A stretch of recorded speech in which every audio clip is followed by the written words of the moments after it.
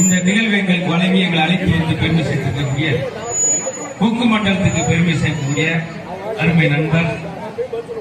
பட்டிமன்றத்தின் சூறாவளி திரைப்படங்களில் நடித்து வந்து கொங்கு மண்டலத்துக்கு பெருமை சேர்க்கக்கூடிய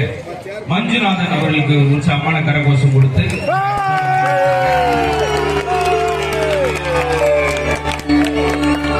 நான் அடிக்கடி மேடையில் சொல்றது,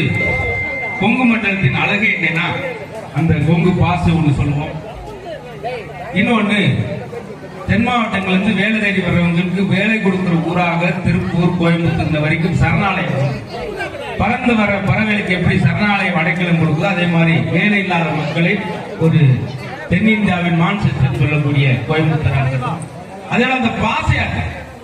வாங்க போங்க 4 வயசுக்குள்ள சாமி சொல்ற ஒரு இங்கிலீஷ்ல சொன்னா கூட அந்த வாங்க வரும், சிட்டிங்கோ சென்டிங்கோ அதுல கூட